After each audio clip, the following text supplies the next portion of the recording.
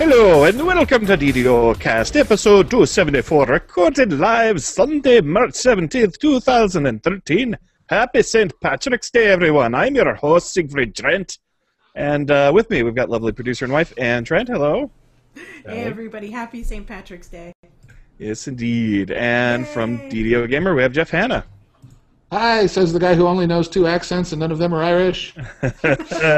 Well, your holiday will come soon enough there, Jeff.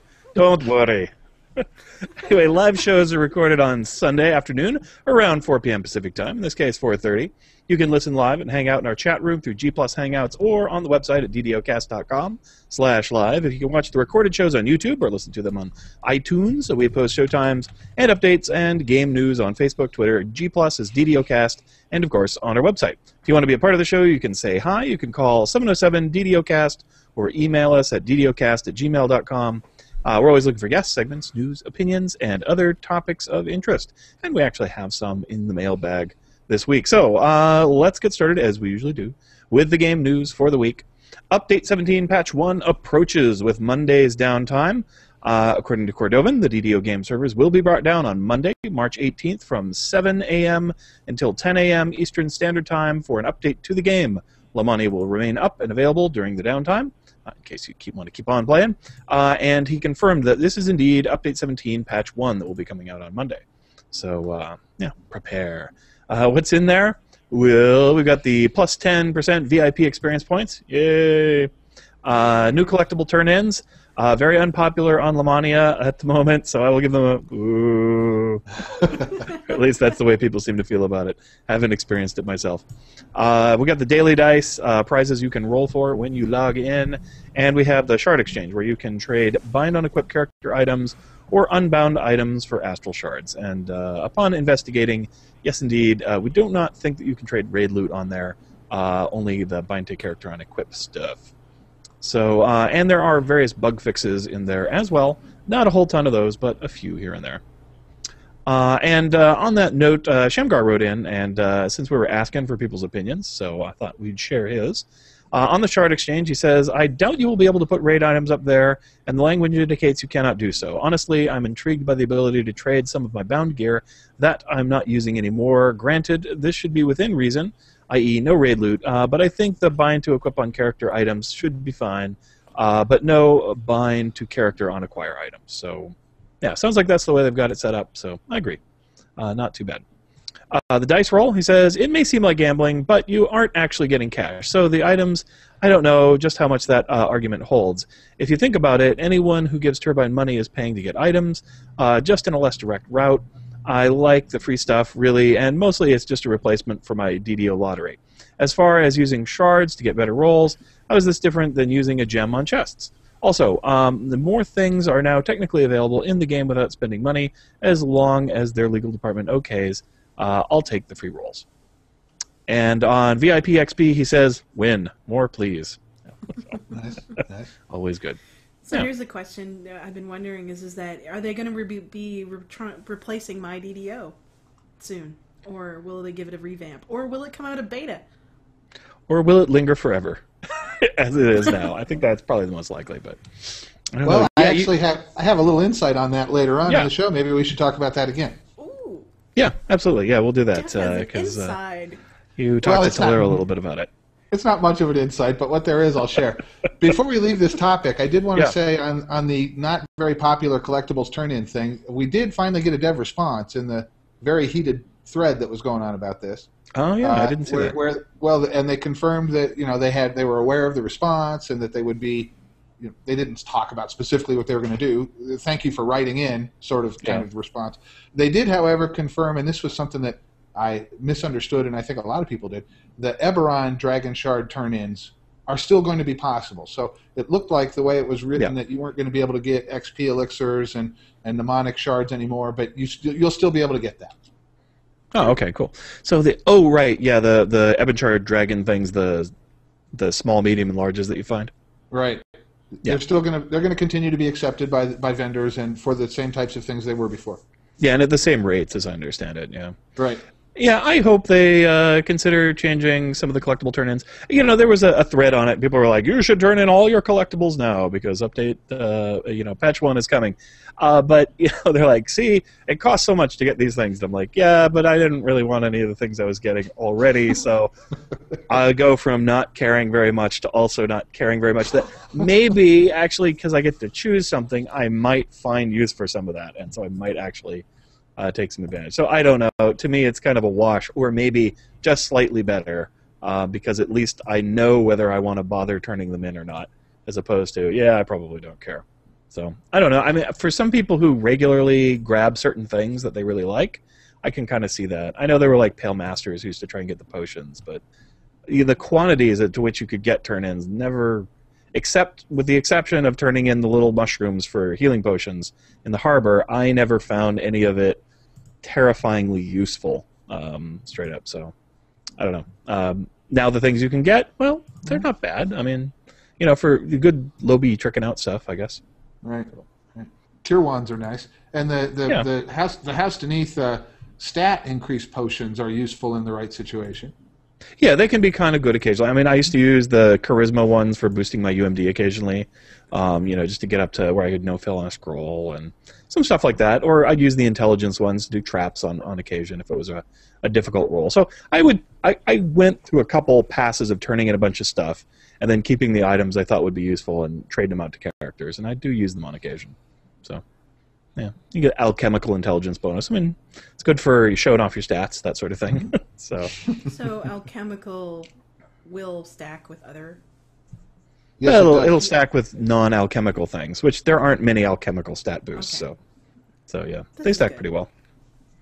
But you could never get them in really large quantities, so it wasn't the kind of thing you could really. I mean, I guess if you play a lot more than I do, maybe you could. But yeah, the rate that I got them, not so much. Well, and if you are getting them in quantity, what you're really doing is clotting up your backpack with potions. Not ideal, right? Yeah. Well, yeah. I mean, that's old school D&D right there. Yeah, the biggest problem with the turn-ins, the time it took to turn everything in versus the amount of money you could make doing it was just minuscule. So, you could sell one item that you looted out of a chest at a high level and make as much money as turning in a huge piles and piles and piles of collectibles and selling everything you got. So that just didn't make sense. Now, if you could trade some of those things, if they weren't bound as much, I guess on the new auction house maybe you could. So you could get the alchemical potions and trade them to people who really like them. They can buy them in big stacks. Oh, that could work. Oh, I thought they were bound. I never looked. Are they bound to character? Assumed. Good things like that are always bound. I just kind of assumed these were too. I never looked. I remember trading them to other characters, so I think they're bound to account, but I'm not sure. I don't know. We should double check when it's live on Monday. Yeah, we'll see. Yeah, you know what? People will figure out a way to take advantage of everything, right? That's the one nice thing about gaming communities.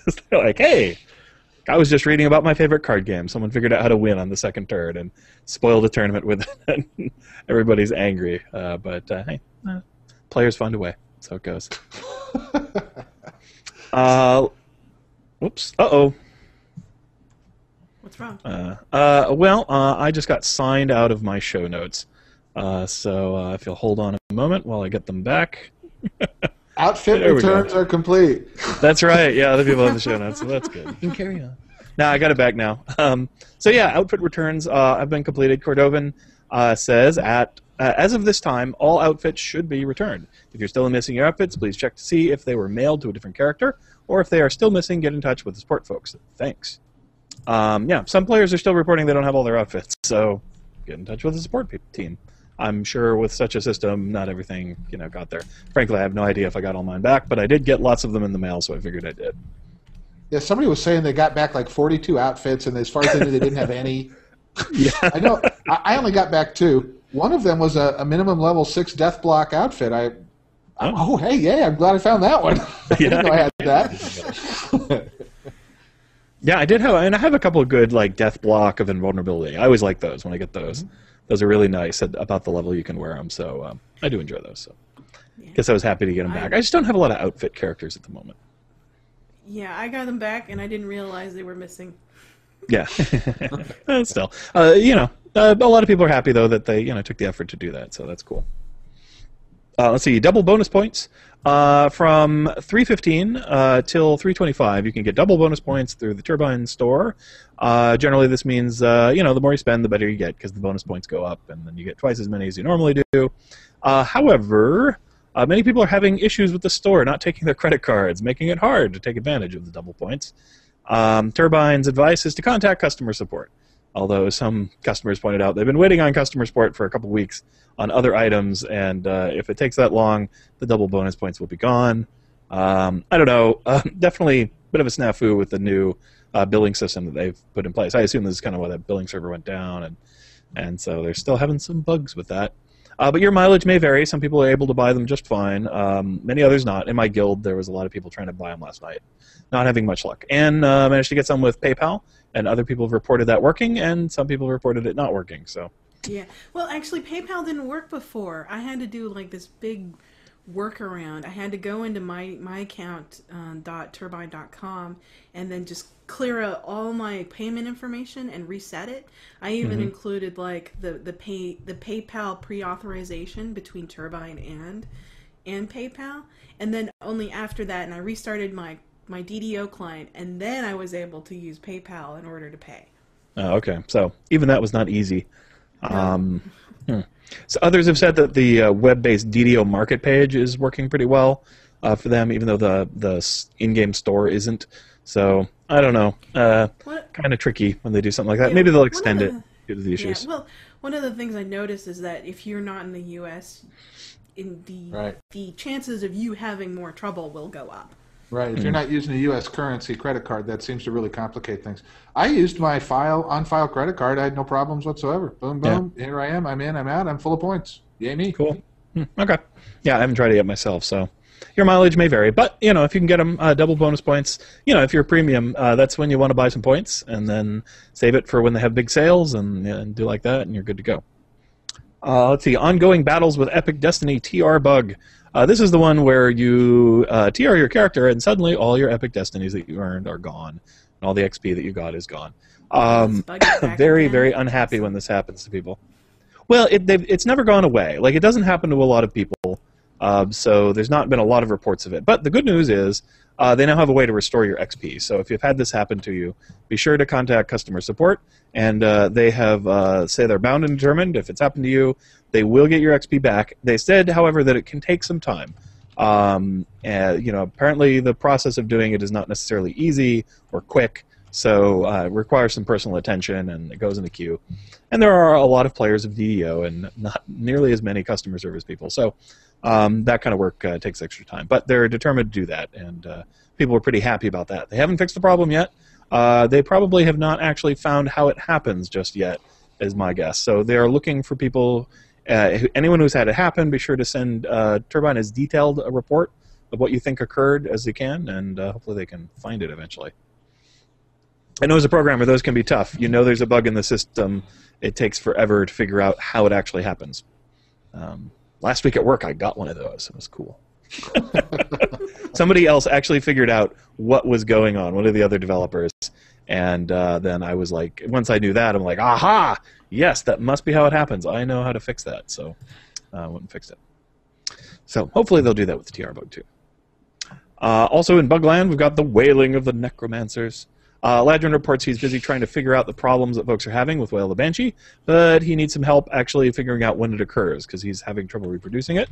So if you've had trouble with Wail the Banshee, try to pay attention to exactly what's going on when you do it, what monsters are around, what you have targeted, what the situation is like, and give him as many details as possible, looking for some kind of consistency, especially if you can make it happen on demand where the Wail doesn't work, then that would be optimal, and let him know how to do that.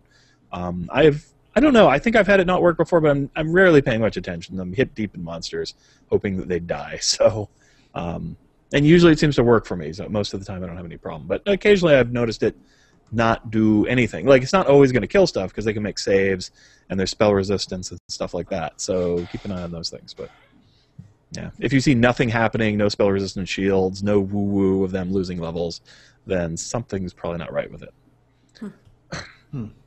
Yeah, and I think, that's one of the things, like, players, if they're determined, like, if you get together, 50 people, and they're all trying to figure out how to break Wail the Banshee, someone's going to figure it out. So, I don't know. Maybe we need to sort of organize, find the bug. Because that's one I think you can experiment with. The TR one, well, I don't want to experiment with that. No interest in being a guinea pig for losing my epic destinies, so I'll pass. A little harder to set up the test conditions as well. Yeah, it's a lot of work. Good. Turbine could help me out with that, though. That I'd be perfectly willing. Yeah. Let's see. DDO Store News. Till 3/21, you get 35% off of green stuff. Lucky Green Hat, Green Party Hats, Acid Green Hair, Sage Hair, Pale Green Kobold Shamans, Green Sparkling Dust, Royal, and Swirl Green or Sage Armor. So, green things on sale now. Yeah, they rarely have the really good sales at the same time they have double bonus points. You really want to buy the points and hold on to them, and then you wait for the sales. But you are missing the greatest free item in the history of DDO free items, which is going on right now. What do we got? That is free raise cakes. Oh, seriously? Free raise cake. Why didn't I find that? I don't know, but if you will use the code SBSC, which probably stands for something like Sybaris Spirit Cake, something like that. SB as in boy, SCO1. You too can get one free raise cake. And as far as I'm concerned, raise cakes are the entire reason that the DDO store exists. I love this special. I wish they did it every month. Yeah, that's pretty great. I'll have to grab one of those. Perfect. Could have taken advantage of that. It doesn't stack with my other cakes for some reason. Yeah, they're a little different. It's like a bind a character cake or something like that, as I recall. Yeah, this one's different. Have to eat it first. No problem. I go through those things like breakfast cereal. Chomp, chomp. Champion of cake. Cool. Okay, well, that's all the news for this week. We do, however, have Epic Education online this week. I believe it's episode 27 of Lord of Blades.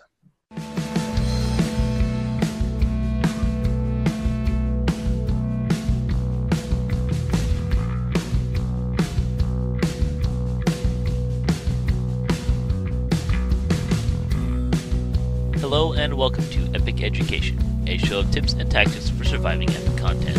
I'm your guy Chamgar, and this is episode 29, The Lord of Blades Part 7, Bonus Forge Goodies.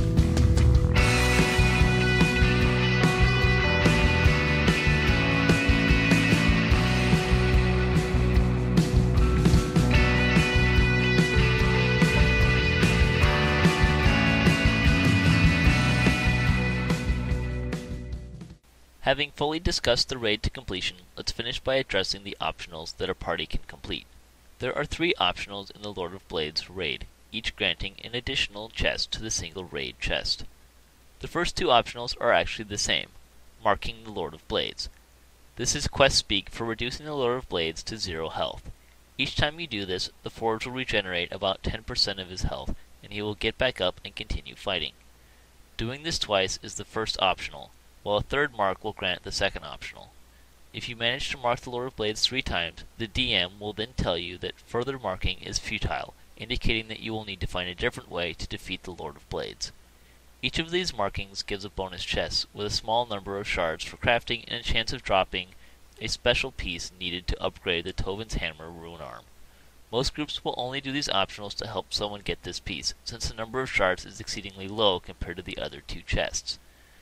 In order to mark the Lord of Blades, you have 2 options. The first is exceedingly tedious, and the raid was in fact changed slightly to discourage it. This involves saving a few assassins during the 4th phase, where the Lord of Blades is consistently jumping. As he crosses the platform in between landing and jumping, he is vulnerable to attacks. However, to avoid getting run over or bull rush and damaged, the melee will need to wait until the cross is finished before engaging. When the raid first came out, Lord of Blades was vulnerable to attacks as he was jumping into the air, but a patch later drastically shortened the time he was vulnerable. It is still possible to mark during this phase, but it will take a long time, and it takes some practice to get the rhythm down to attack him. The other option, which is the intended design, is to mark the Lord of Blades during the final quarry phase. In this case, fighting Lord of Blades is the same as fighting him during phase 2, with the added complication of quarry running around. Hopefully your kiter will be able to contain most of these mobs. If your tank uses Intimidate, it is likely he will accidentally pull a few quarry off of the kiter. If the kiter is not able to instant kill or intimidate these mobs back, it is best if the off-tanks take a quick moment to kill any such mobs. While this could be seen as a waste of DPS, it does increase survivability. For the tank, who is the most crucial person at this stage. Most anyone can kite if they are forced to it, but most folks shouldn't tank Lord of Blades, and he is more than capable of killing a few folks in quick succession. Whenever the Lord of Blade jumps, the off-tank should spend a little time on the pillars until the tank resets, but they need to be ready to pounce when that happens. Additionally, when Lord of Blade drops after being marked, keep swinging. He will become vulnerable before he appears to get back up and into the fight. Also, don't forget about the Forge buff. If you have any spare casters or range builds, have them go straight to working on the pillars. Casters can use scrolls and be backup kiters, and if they have extra spell points to burn, they can unload on the pillars. This allows these players to best utilize their DPS, while the melee best use theirs. Ideally, these players will have the pillars almost down when the melee finish marking the Lord of Blades. Also, if something starts to go wrong, the party can choose to abandon marking Lord of Blades and not have to begin working on a full set of pillars in the midst of chaos. The kiter will be spending a greater amount of time with the quarry, so let's talk briefly about some tricks to kiting. AoE spells around the center will help grab aggro faster, but be aware that some of the mobs heal from fire and cold. Cloud Kill lasts longer than Firewall, Blade Barrier, and Ice Storm, but does less damage. Wail of Banshee and Implosion are good insta-kill spells in that they are cast on you and kill mobs around you, automatically eliminating the need to target. Remember that you'll be running in circles around the center, so don't go too crazy and dump spell points on AoE spells. Use these spells to mostly grab aggro and kill over time, and use those insta-kill spells to pick off the lesser quarry. You can also use Symbol of Weakness to weaken the red-named quarry, or Symbol of Death to drain the lesser mobs for more efficient killing. Bear in mind that you may be stunned or fleshed to stone during this time. The other optional consists of killing 4 elementals, one each of air, fire, water, and earth. This is done after the raid is completed and the Lord of Blades is defeated. There is also a shrine available before these fights. To enter the elemental summon chambers, you need to stand on the appropriate elemental circle and talk to the speaking head. Each circle offers clues as to which elemental it sends you to. However, the circles will only send 4 characters through, and that includes any summons and pets. If more than 4 are on the circle, then 4 will be randomly chosen. If you die while in one of the summon chambers, your stone will be deposited in the room with the chest and the shrine. If everyone in the chamber dies, the chamber will reset, and you can try again. Compared to the raid, this is a relatively simple exercise and has almost no danger. Even if you fail, you can try again. My only recommendation is to send ranged and daughters into the air chamber, since it's a pain for melee. Since this chest is the only place that drops the elemental spirits necessary for alchemical crafting, the elementals are generally considered a necessary optional, and every group will not only do it, but will generally not have any problems other than waiting for the gimped group to finish their elemental. Once all elementals are dead, loot your chests. You've earned them. That will end this week's Epic Education. If you have any questions, comments, or corrections, you can email me at ddoepiceducation@gmail.com or visit my DDO blog at my.ddo.com/pjstechie. Join me next time as I begin discussing Caught in the Web. Thanks for listening. Thanks, Shamgar, once again. And that was episode 29. Sorry, not 27. But we have 27 through 29 up on PJS Techie's MyDDO blog, so if you want to read all the detailed notes, and given the complexity of those, you probably will want to read them. Those are available now. So the complete Lord of Blades set, quite a complicated raid, lots of different challenges. Yeah, we've only ever done the Elementals one. As far as the optional endings, and yeah, it is really easy. It's kind of an afterthought, but kind of nice, and aperitif, as it were, for that quest. Nice music too. Oh yeah, yeah.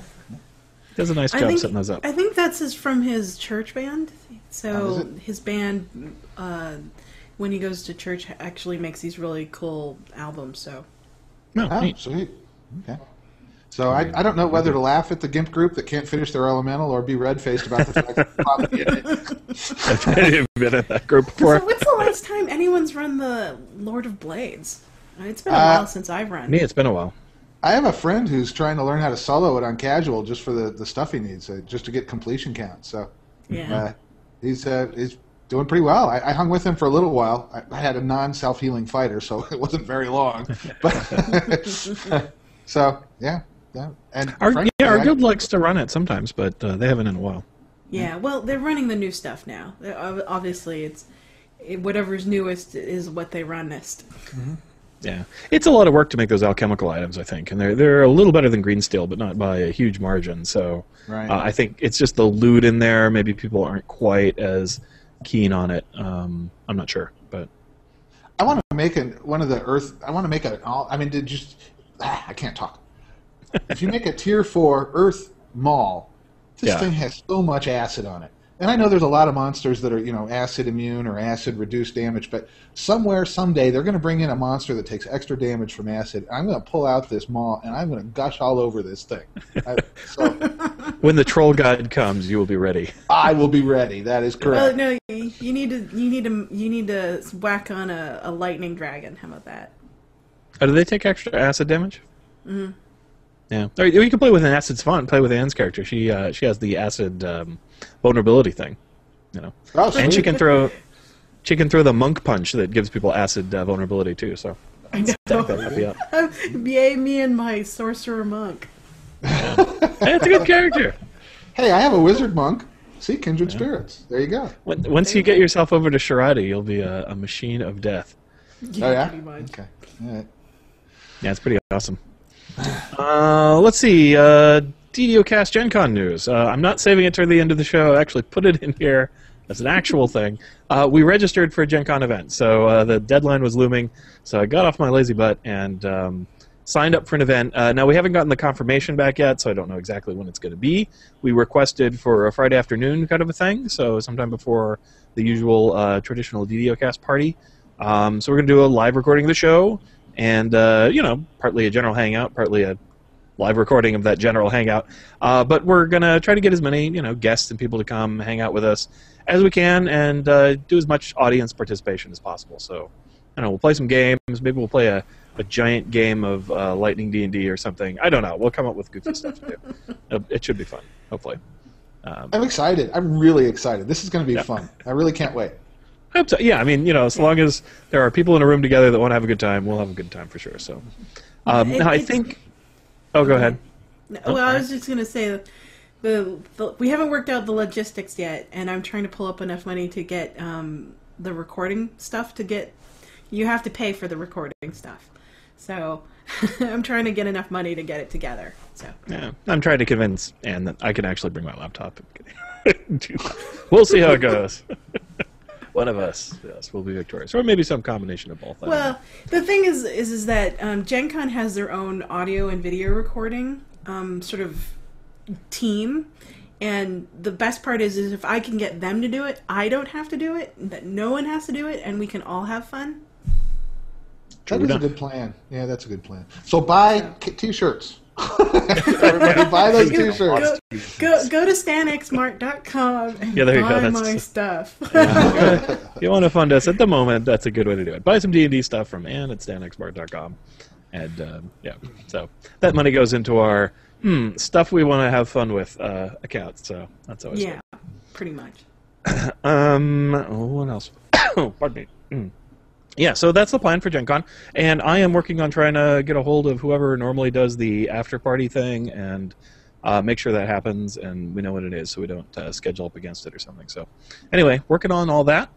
Meanwhile, PAX East is this coming weekend. We should have some nice interviews from there. As usual, Steiner Davian is kind enough to help us out and talk to the devs and bring us the news from PAX East. So, and I'm sure there will be some news about the new expansion and all that kind of stuff. Since that's what they're promoting right now. So, yeah, I'm looking forward to that. We should have some interesting tidbits. And if you can, if you're in the area, join the Turbine Party at Jillian's. I think at this point you're probably going to have to get tickets at the show, usually at their booth. You can finagle some. So if you don't already have those, that's always a good time. So much recommended. And I guess that's it. Enjoy the fun, awesome gaming action. If there's any D&D related news, even if it's not about DDO, you can let us know, or we'll probably read about it anyway. But we'd like to have your impression directly as a DDO player, rather than just the usual MMORPG announcements or whatever. So that'd be cool. So yeah, PAX East, and then Gen Con coming soon. Should be cool. And of course, there's going to be regular PAX at some point as well, but we'll worry about that later. Just a few conventions at a time, I think. Let's see, DDO Gamer. Let's talk a little bit about that. Oh, let's do. It was an exciting week at DDO Gamer. I can't wait to share. Yeah. So, I put together I don't remember whether this idea was actually originally Jerry's or mine. I don't remember. I think probably mine. I don't know. It doesn't matter. Anyway, I put together this big, long list of questions, and I sent it to Tolera. And I didn't know if she was going to pass them on to other people to answer or how this was going to work. But it took her a while. I was friendly weekly reminders, didn't want to turn into the naggy guy, but also didn't want to get forgotten. So, just send her a wave or so, once a week. Patience paid off in spades. She answered the vast majority of those 30 questions. And, I want to give Tolero some props for this too, because she could have very easily have just said, hey, we're doing update 17 and all this. I just don't have time for 30 questions. My God, 30 questions. Or she could have just, picked a couple easy ones and ripped off a canned response, and I would have been fine with that. I wouldn't have done a week-long special series on it, but I would have been happy, But no, she sat down and she answered all but about 6 of the questions, and she went into detail and gave new insights, and I was really very pleased. And I was able to share it with everybody on DDO Gamer. So there was enough there that I broke it up for most of the week. The first day, I was asking questions. I was trying to ask different questions, and I was really, really trying hard to ask the kind of questions that they could actually answer. So not, hey, what's in update 18? I'm not going to bother answering that because I already know where that's going to go. Or when do we get gnomes? Nice question. I want to know, but they're not going to answer that. They can't. But they can answer things like, hey, I heard that Asheron's Call 2 has the same game engine as DDO. Is that true? And the answer was yes, it is. They started out with the same basic engine. And surprisingly, it turned out so does Lord of the Rings Online. All 3 of them started out with the same basic engine. But there's a nuance to that answer because they started out with separate copies of each engine. So when you're talking about, at first I was thinking Asheron's Call 2, yay, that'll give us more business case reasons to get engine type changes made. Mm-hmm. The bigger kind of changes that are harder to get done, right? Because you got to make a business case to get the work done. And I thought, well, hey, if it's going to benefit us in Asheron's Call 2, yay, that's a plus.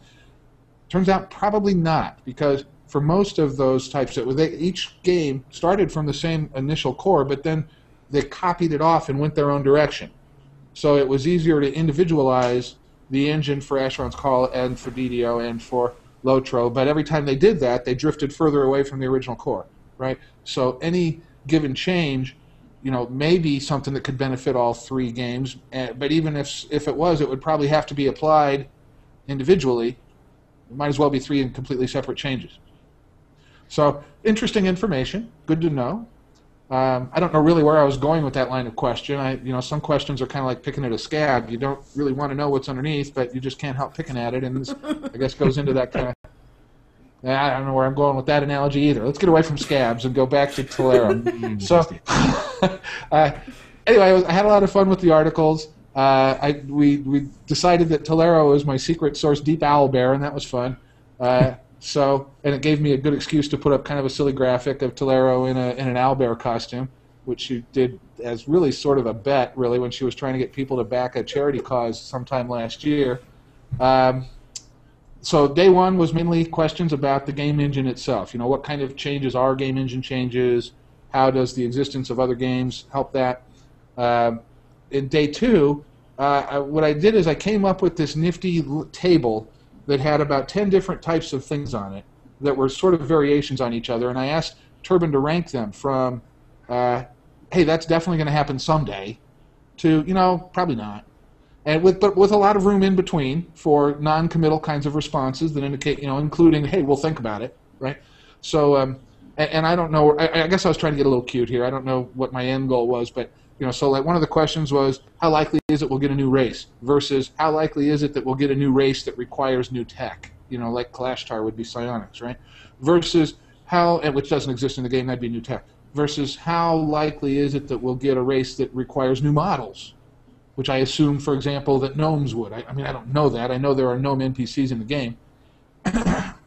So I thought that, I don't know, maybe we could get a peek behind the curtain by those answers, but I really outthought myself, and what Tolero basically did is, one of the questions was, how likely is it we'll get a new expansion pack, and that one came up with, eminent. Owlbears are eminent, and everything else is, we'll think about it.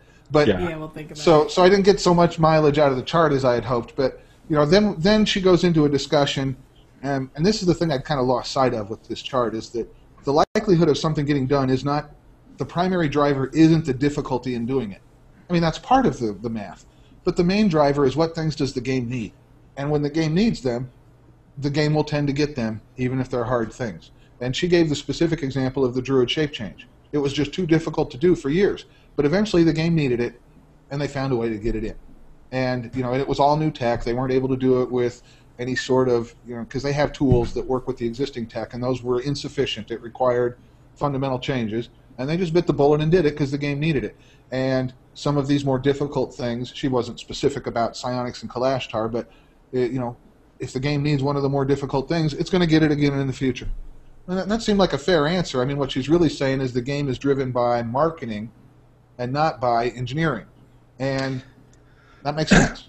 Yeah, and that's my experience in a lot of companies. I mean, my company's like that too. There's some input. If you tell them something is nearly impossible and they can never get it on time, then that'll have an effect. But yeah, usually, they aren't interested in what's the low-hanging fruit all the time. A lot of the time, it's just, this is what we think the business needs right now. We want you to get it done for us, Right.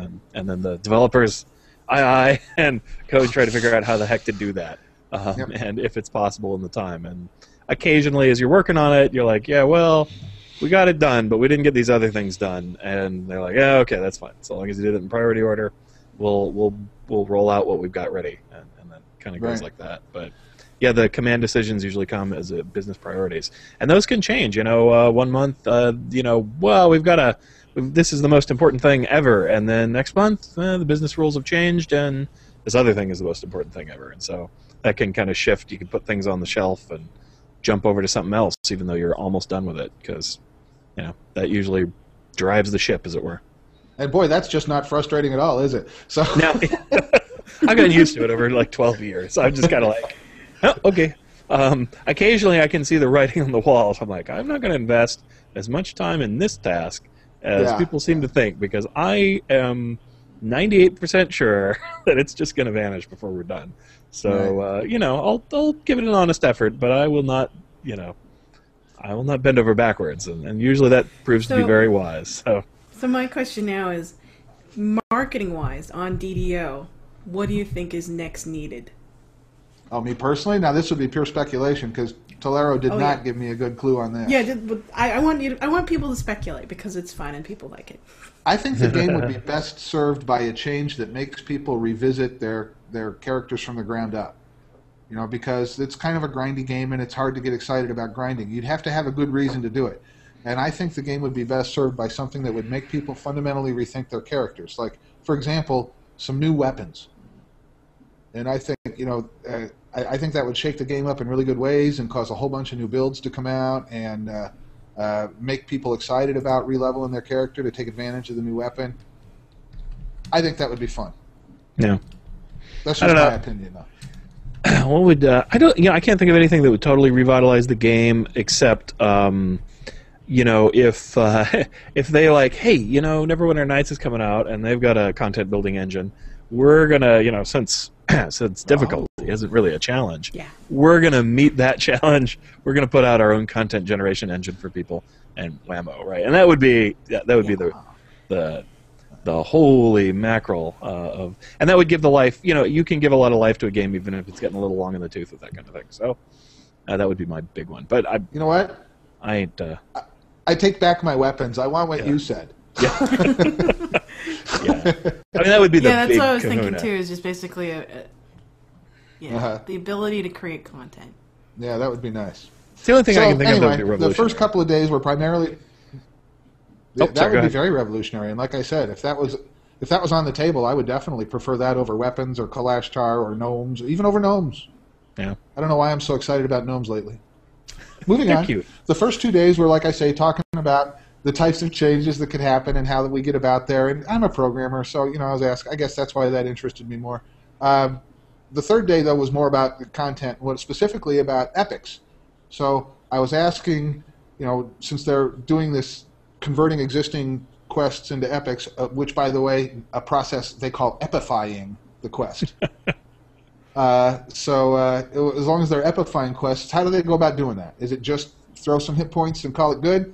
And I got back a long response that I can distill down to, well, we throw some hit points on him and call it good.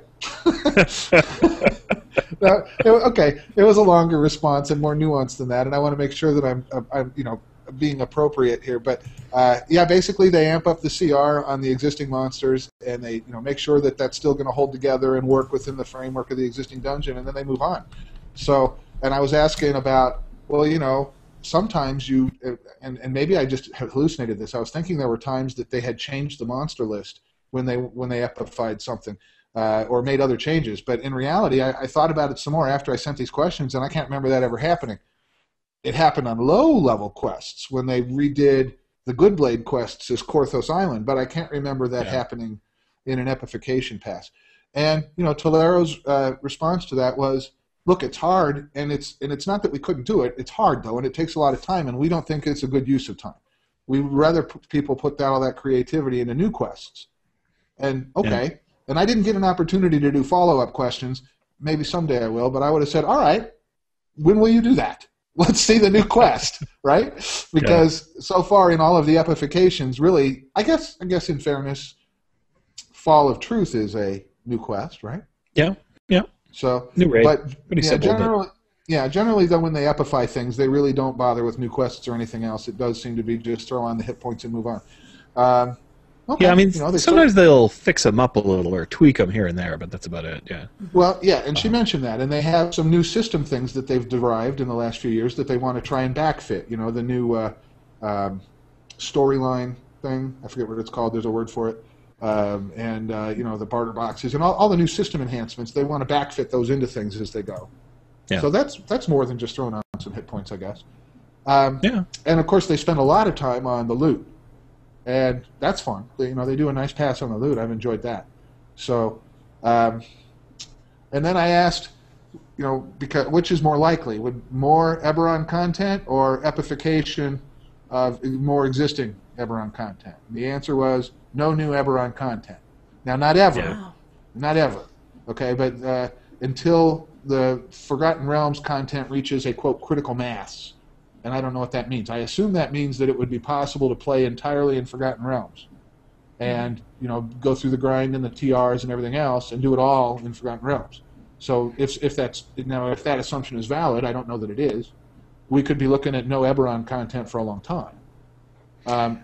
That's my guess. Yeah. But they will be continuing to epify additional Eberron content.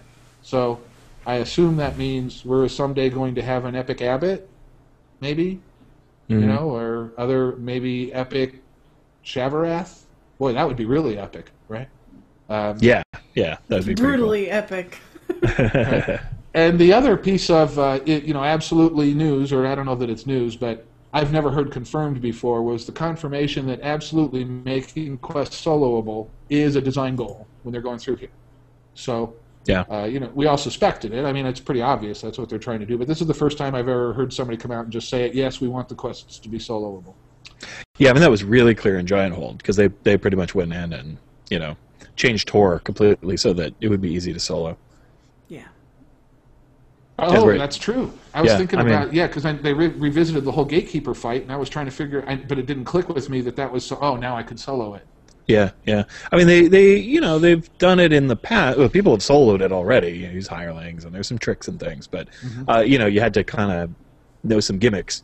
But yeah, they just made it so it's pretty straightforward. You don't have to, no timing on opening the doors. There's, none of that. You just pretty easy to just solo the thing now. So yeah. So the first 3 days was where I got all my technical questions out of the way, and once again, I really just want to thank Tolero for the time and effort she put into here. So she gave me back, over 2,500 words of answer, and that's a lot. And as somebody who writes every day, that much writing is not a trivial undertaking. So a lot of effort went into it, and it would have been so much easier for her to just answer 2 questions and call it good. So I just want to say thank you again to Deep Owlbear for the effort she put into this. Now, on the 4th day, my favorite day, okay, I gave her one question, and I asked her to pass it around to as many developers as she could. And the question is, what is the favorite thing you've done for DDO, and why was it your favorite?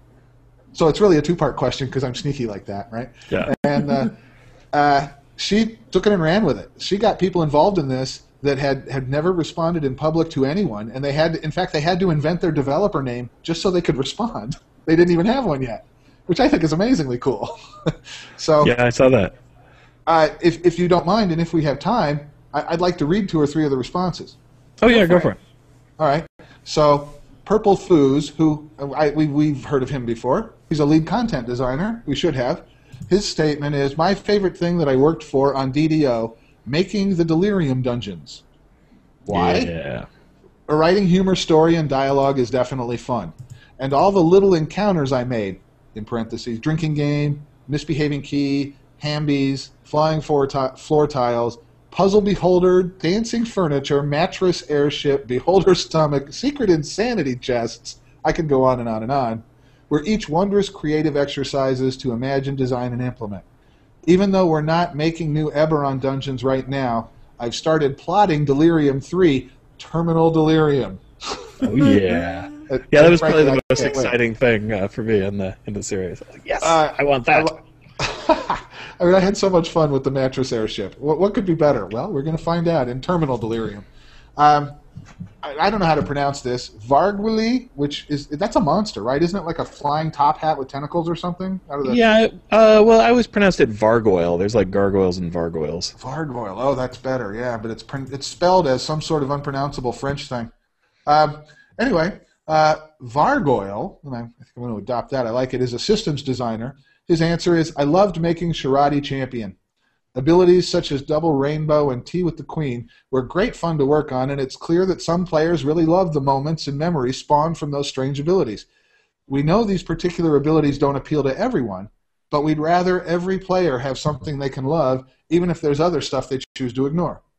Plus, I personally love reading various forum stories about those abilities, such as frogs appearing in The Lord of Blades, and one player wondering if there were frogs in their house in real life. I can go along with that. Oh, yeah. Vesuvium, systems designer, his favorite part is the monster manual. And I liked his just because, well, I'm a D&D geek, and I sense a kindred soul in his answer. Okay? So, yes. Anyway, his response is, Dungeons & Dragons, as a brand and an experience, has a wealth of history and nostalgia backing it up, and part of that is the fun of sitting down with the rule books and burying yourself in awesome art and lore. Not always so awesome, if you guys remember the first edition Monster Manual. And the dense possibility space created by the interplay of all the mechanics and options. The Monster Manuals were always some of my favorites. They didn't have as much mechanical meat as, say, the Player's Handbook, but they were filled with so many interesting hooks and art and lore and possibilities. I really wanted the DDO Monster Manual to be an in-game expression of that experience, and working towards that goal was immensely satisfying as a designer. And I thought, what a nice personal statement. And a lot of these were, Rocking Dead went on for a full page. He couldn't come up with one thing. He had to nominate 3. Some of the people, but not everybody was so, expansive. No Dice, who I suspect, this is the first time we've heard from No Dice, he's an engineer, and he said, when I get to fix those deeply entrenched bugs that have been around forever, satisfying. Oh, yeah. Just what you were talking about earlier in the show. And here's Knockback, a content designer, loved Kratios in The Snitch, because it's always fun to see the look on people's faces when he comes to life. And I have to say, I think Kratios is one of the more creative monsters in the entire game, no doubt. Especially the way that he degrades as you beat on him. Oh, yeah. It just makes it extra fun. But probably the funniest answer per word, in terms of an economical answer that packs a lot of comedy, Flimsy Firewood, content designer, quote, Brawn Pits, because soup dance and story time. So there you have it. DDO Gamer for the Week. I think it's some of the most fun articles that I've written. I really enjoyed the series. I really appreciate the opportunity to get insight from Turbin, from Tolero. I'd like to do it again sometime. If I don't get too pestery, maybe they'll give me that chance. And that's DDO Gamer for the Week. Cool. Yay! Yeah, it was great teamwork. Bravo, I love it. It was fun. I almost forgot, though, we have to hold you to. You were going to talk a little bit about my DDO. You had an insight of some kind. Yes. That came up in... I had a question about my DDO because it is in such bad shape, and I was asking, how likely is it that it'll get repaired or set back or in some other way fixed up. The answer wasn't that encouraging. What we got was a about this much describing how they had made some really bad choices when they were originally implementing this, and they're making it very difficult for them to maintain it. Now, I could guess at what those are. I'd be speculating. I know that MyDDO consists of software called WordPress MU, and then a bunch of handcrafted software that ties WordPress MU into the game system. I know they exposed some services that are data providing services to fill some of the MyDDO page where you can see what people look like and all the quest logs and all that so forth. So instead of getting any kind of answer about what they might be doing about it, what I got is a really long paragraph about how hard it is to do anything. So yeah. I didn't find that to be encouraging for MyDDO. That's where I started. So, we haven't seen anything new on there for like a year at least, right? I mean, it's been a long time since they did anything with MyDDO that's other than try to fix it when it falls over on itself. Right, So, and bugs appear that just stay. It used to be that you could post as a character. You could write a post as your character. That went away like 3 years ago, and just nobody's ever mentioned that it's gone. It's just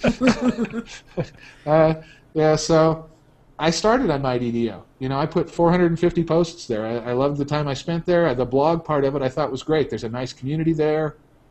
It's a nicer community than the one that you hear about on the forums. There's not so much negativity. It's probably not as informative. It's probably not as hardcore. It's a bunch of people that would rather write about their experiences than going in and beating on the Lord of the Blades just one more time because they can. Having said that, I think it adds value to the community. It'd be nice if there was a way to keep it going. I don't think it looks. I don't have anything real encouraging to say about it, though. Yeah, I mean, hopefully, if they, I would say until it actually completely falls in on itself, keep it around, because there's always, there's a lot more people on there doing stuff than I suspected. Usually, when I get out there to look at things, like, oh, there's actually a lot of content here and a lot of people saying interesting things and doing stuff and talking about their experience playing. So sure, it seems to still have a lot of value. So yeah, even if they don't take it up a notch or anything, I think they should try to keep it around as long as they can. Well, I would hope so, because the blogging part still works pretty well, and also, the heart of it is the services that are exposing the data. And even though MyDDO isn't really doing much useful new with that, other developers are. Like absolutely. your DDO is, and the DDOracle is doing stuff with that information. So it'd be a real shame if we lost access to that. Yeah, the one where you can go look at all the guild data and like what's the most common multi-class character, what's the least common, and exactly. I love that stuff. It's great. Yeah. That's DDOracle.com. Yeah.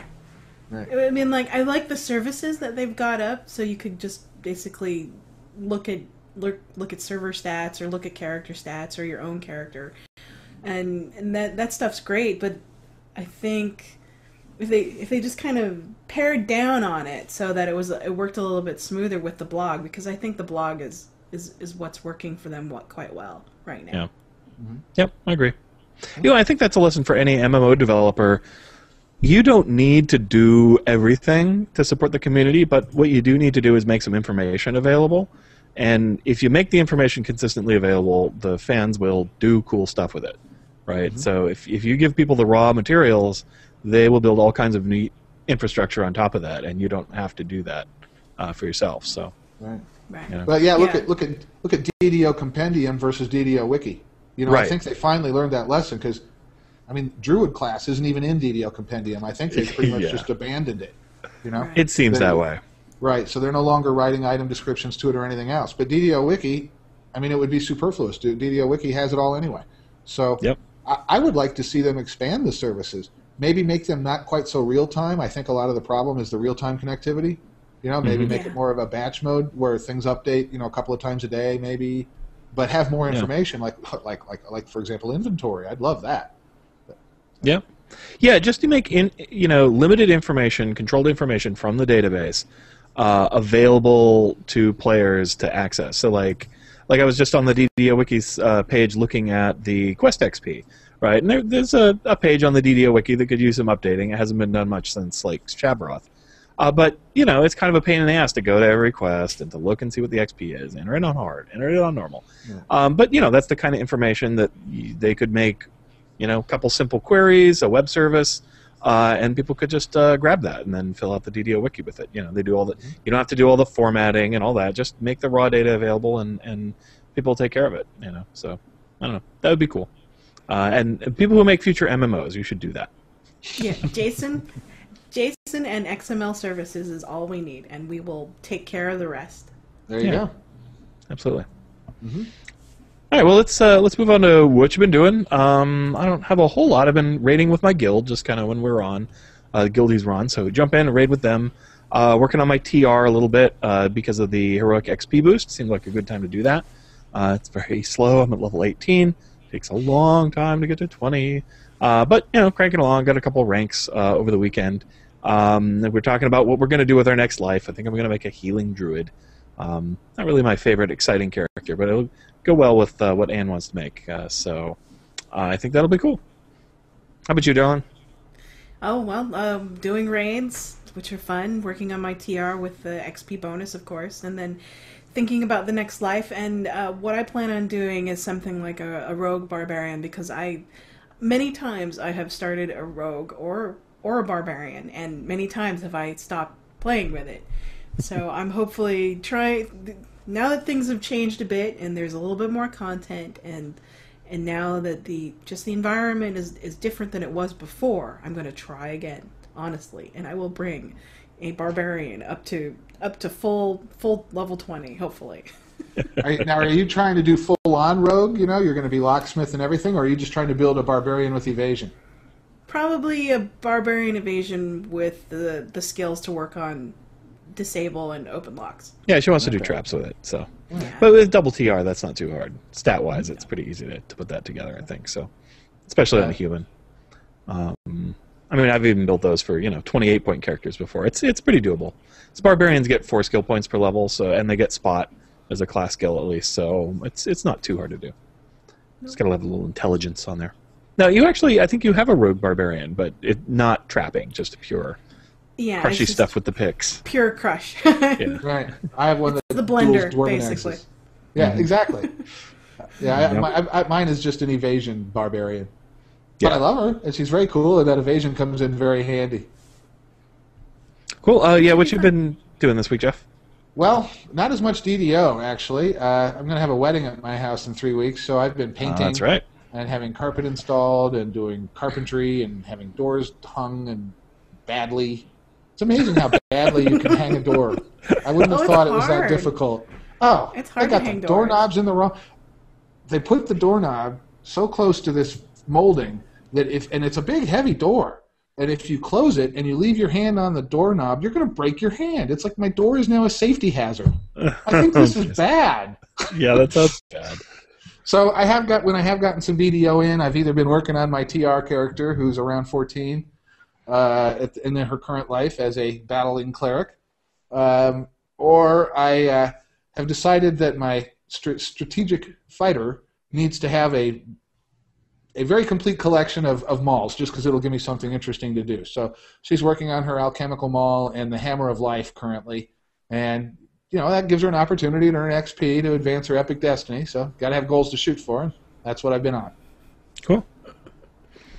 And speaking of speculation, I want to do a quick speculation of what do they get? They said in the this year's address that they were going to look at revamping TR in some way. Epic TR. So, yeah, Epic TR. Oh, did they say specifically Epic TR? Yes. But yeah, so I'm really curious as to what that's going to be about, and I don't know yet. But I'm hoping it has something to do with not when you TR, you can keep all your epic level experience points and stuff. That would be really nice. But I have no idea what they're going to do with that. In a way, like Epic TR, that's kind of how the epic system works. You work up all the different trees, kind of one at a time to get the twist points and to be able to switch back and forth between different roles. So I always kind of feel like it already has that sort of element to it, but I don't know. Any guesses? I don't know. I would imagine it's going to be as simple as just keeping your destiny point. But, yeah, you already keep them. Once you get back up to level 20, you've got them again. Yeah, you pop them again. That's right. Yeah, but you don't get the levels, right? So you'd have to go back from 20 to 25 or whatever it is. Yeah, most of the things that that's true. That's true. Most of the things that I can think of that would be fun would involve them creating epic levels, other than just the leveling up as a commoner that we do now. Yeah. So epic barbarian level 21 or versus epic rogue level 21, right? That would be right pretty now cool. right now you just level. On the other hand, they're also going up to level 28 before too long, right? Right. So those last 8 levels are probably going to be pretty tiresome to earn if they continue to advance geometrically. So a TR for just those 8 levels is probably worthwhile. Yeah, yeah. No, that would be cool. I'm not sure. I hope so, because the way the epic system works, it kind of discourages me from TRing much. So, but if they fix that, then maybe there's more motivation for it. I don't know. An epic completionist, also, they said. Yeah. Yeah, that's right. Yeah. Right. Should be interesting. Through all the epic destinies. Yeah, but why would you see? Now they've got to add some sort of class-specific level, or maybe it is for all the destinies. Maybe that is it. Because you wouldn't level to 28 and then turn around and do it again. It's generic. It's not specific. You would. I imagine what I would think is that you've worked through all your epic destinies, and we know we have a very good guess that we're going to have all the way to level 30. That's 10 levels basically that you can have an epic. So you work through 21 through 30, and then you do it all again, and then you can pretty much work through either build up new lines or work on new epic destinies. So I bet you're right. I bet the epic completionist has filled out their epic destiny tree, which some people have already done. So, yeah. No, that's not. It's probably easy. That's easier than the regular completionist, I think. So to do. Also because you can buy access to some of them. I guess you'd still have to level them up though. The other thing is that I was thinking they could do is they might be shifting the TR benefits out of being feats and into being Epic Destiny like add-ons. So that making them a little cheaper. So right now, if you complete Wizard, you get the free thing that you always get. But then if you want to, you can take a feat that gives you some magic missiles, et cetera, right? So maybe they'll be shifting those abilities or adding an ability so that you also, once you reach epic level, you get this other thing automatically twisted in that you always have from having leveled that class up. Yeah, you know what I mean? I would see Twist of Fate as a premium because they're so hard to get, and having like a free one. Yeah, you could have your reincarnation twists or something like that. Right. Yeah. To give people a reward up in those levels from having done that. Because right now, one of the things is, the Epic Destinies just overshadow the benefits that you get out of the TR. With a few exceptions, like the ones that give you plus DC values are still really highly prized. But, the +1 attack from Fighter, not so exciting 20 maybe hit points anymore. from Barbarian. Yeah, it's like, well, that's okay, but, a few XP in an Epic Destiny is going to completely eclipse that. So, I don't know. Maybe some changes like that. We shall see. Can record this for history, and we'll see how prognosticating we are. Yay, speculations. Yeah. All right, let's see. DDO Chronicle. Ron of Ron's Character Planner, etc., has put together a new definitive AC bonuses forum post, trying to list everything that you can do to increase the armor class on your character.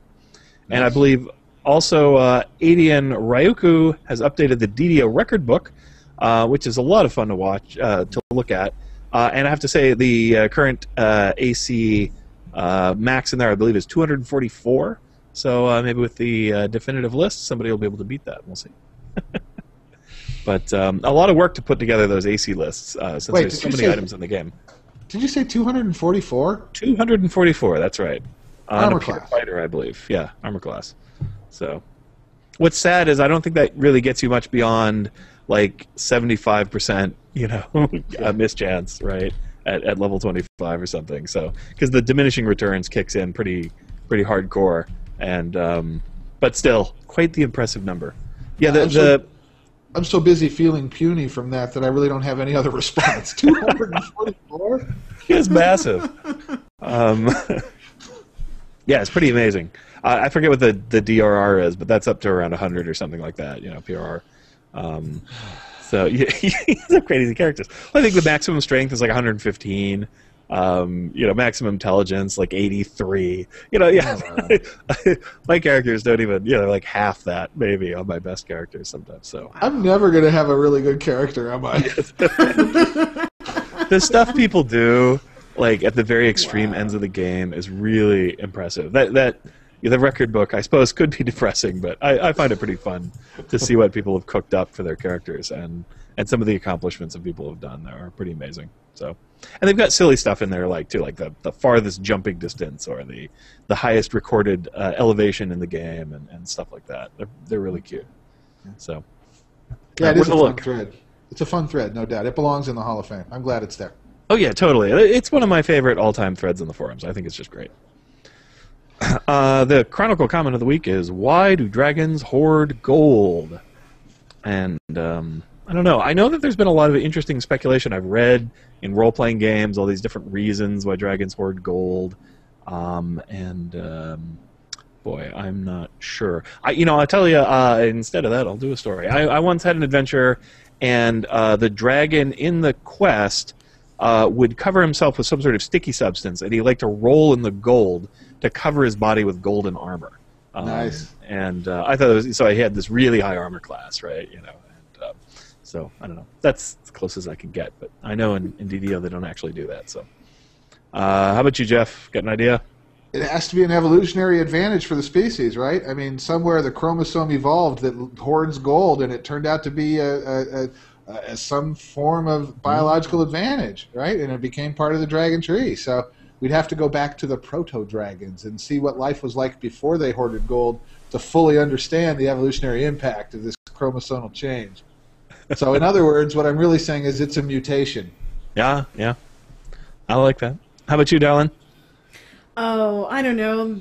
They heard about a new TLC reality TV show, Hoarding Buried Alive Gold Edition, and really wanted to be on that show. Just hands. Reality dragons, I love it. Yeah. They're very against the Federal Reserve, I hear. So, they really don't exactly. The financial manipulation system and monetary systems based on sovereign debt. They really want that gold standard. Yeah. So they're... I'm still waiting for Real Dragons of Orange County. Yes. And there's an internet video waiting to be made right there. All right. And, of course, we have a new DDO community video with Tolero, so if you want to go onto YouTube and the DDO channel, you can check that out.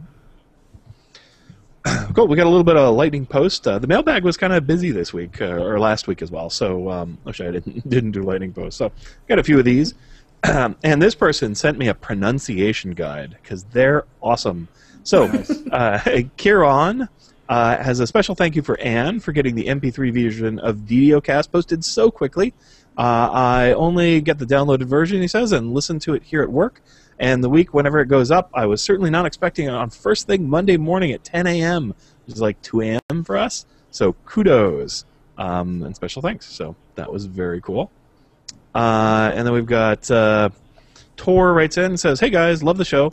Listen to it on the weekdays at work. I'm a casual player, and that gets in as much game time as allowed with life. I have been playing for about 2 years and lately been getting more attention from some helper guildmates and enjoy running with them. Still a noob, so here's my question. Most often I am trying to interact with chat and type a dumb question, and it doesn't highlight the chat area, and I'm just swinging my sword around. Is there a control key or something I can bind? I've looked up and down on the key binding options, and I saw a push to talk, but I won't ever use a headset. Like I said, I'm way casual and never really had to worry about standing on a pirate boat, trying to talk to the guildies, and just lopping my sword in my friend's face. Thanks, and keep it up. So, yeah, there's a bug right now with the chat windows, which is really annoying, that you can't select them by clicking on them. So it used to be, you use your mouse, you click on the little chat portion, and you're in there, and then you can type. And it doesn't do that anymore. So that's kind of obnoxious. I didn't realize how often I did that until it stopped working, and I was like, oh, man, that's really annoying. But by default, you can press the return key, and that will pop you into whatever active chat tab you have. And then you can start typing right after you press return. So you press return, type some stuff, press return again, and it pops you back out and posts whatever it is you said. So that's what I do, 90% of the time when I'm typing stuff, is I hit the return key and then type whatever I'm typing. So That's the way to do it. There is no way that I could find to remap that, but if you have a keyboard program or something, you could probably change one of the other keys on your computer to also send the return key, and so you could map it to a different key that way, essentially, or to a mouse button or something like that. So, I have one. Yeah. What is it, Jeff? /P/G. If you type /P, it'll put you in the party chat window, and you'll immediately be doing party chat. If you type /G, you'll be doing guild chat. If you have user-defined channels, the first one is /1. So you don't have to look at anything. You don't have to click. Just type /P and then a space and then start typing, and you're talking to your party. Oh, okay, great. I didn't realize it would jump over from those, so that's cool. All right, very good. I also did learn, was looking through all the hotkeys, there is one to change like which your active chat tab is. It doesn't really go in there, so it's not great for typing, but it is kind of cool for reading. So you can map those keys, and then you can go forward and backward through your list of chat windows if you like, instead of clicking on them with the mouse. That's the bracket key by default, the square bracket. Yeah, the brackets. Mine by default only had one of the brackets mapped, so it's like you can only go one direction, but you can map the other one and go the other direction. So there are a ton of things that you can hotkey in the game, and I hotkey hardly any of them. So I'm just bad at remembering keystrokes, so I have a hard time with that. Let's see. Nuriam says, "Hi, Sega Nan. Good and fun show again. Jeff cracks me up. The part about Succubus, his dueling, and Gem Shower in particular, and how he explains the high-chested run. Hilarious." So, I just had to react to something I felt was said about crafting items not taking damage. Well, Kenneth, crafting items do take damage, even if they're bound to a count. On the upside, they're very cheap to repair, and I think they can use the base item to calculate the cost. So I never fear breaking my +5 acid burst weapon of greater oozebane on oozes, because it costs like 5 plat to repair the thing from the broken state. So, good advice. Just wanted to share that and keep up the good work. Thanks, Niran. And thanks, Tor. And thanks, Kuran. Yeah, we always like getting emails and stuff. And I usually try to send people kind of a direct reply, and then if it seems like a good thing for the show, I put it on the show. So thanks very much. Thank you, Miriam. I cracked me up, too. He cracks us all up. Good times. Yeah, well, that's one of the nice things. The more people you have on the show, the more opportunities you have to laugh at stuff, which I like a lot. So that's good. You always feel like kind of a dork just laughing at yourself if you're doing the show by yourself, which I've done. That's kind of my life, really. Yeah. Anyway. Yeah. All right. Well, I think that's about all we got. We got no other gaming news for the week that I know about. And sometimes you jump in. Nope. All right, we're clear. I don't know. Numera, the Torment Numera is funded. It got over 2 million, 2.5 That's right. million. Oh, and I saw one of their stretch goals was the author had to apologize for the complete book of elves from. Yay! That was such an awful second book. Edition. He had to go on camera and apologize for writing it. Oh yeah. So look for Torment Numera and Apology for the Book of Elves, and watch it. It's pretty hilarious. Yeah, that is sweet. I'm so excited. I'm really looking forward to seeing another Torment. Yeah, that should be awesome. I'm definitely looking forward to that too. I'll have to buy the game myself. I didn't do the Kickstarter because Hand did, but it should be very cool. All right, well, I think that's going to be it for today's show. So big thanks to producer Ann for all her hard work getting our technology to play the segments again working. I've downloaded a new video deck, so I shouldn't have any trouble now broadcasting audio material within the G Plus very cool. Hangout. So. Sweet.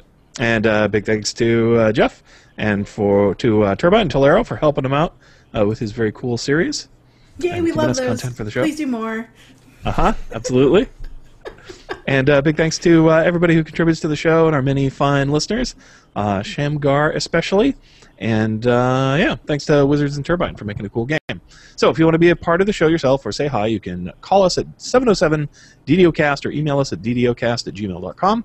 Till next time, may all your attack rolls be crits, your chess level appropriate, have fun, and don't forget to gather to drink with beholders.